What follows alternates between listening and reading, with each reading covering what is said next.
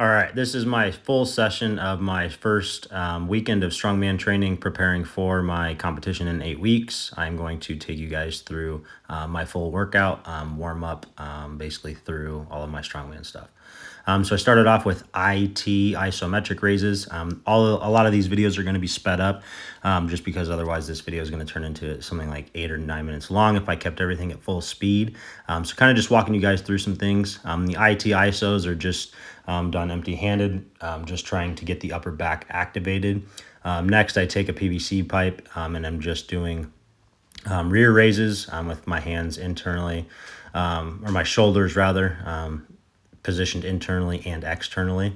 And then here you can see me doing some shoulder swimmers or shoulder cars, controlled articular rotations as they're called.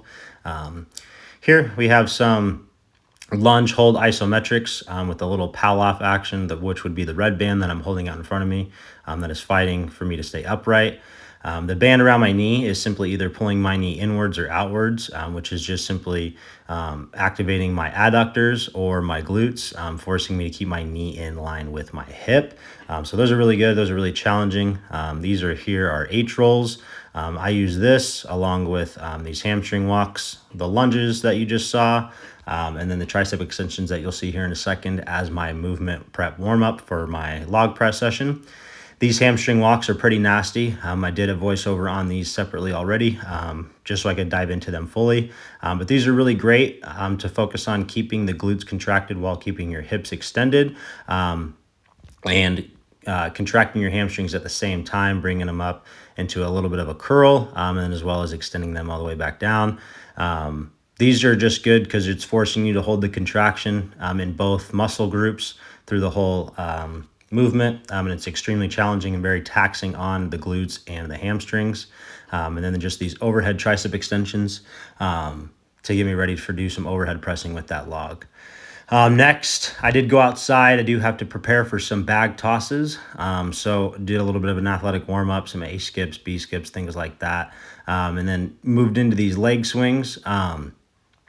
Eased into these leg swings as I have not done these in a long time, but these felt good just to get the hips moving. And I did not throw a bag this weekend, nor did I record anything. I just had a rock in my garage that's pretty small that I was throwing around. I was waiting on this new sandbag to get in because I ripped a hole in the last one.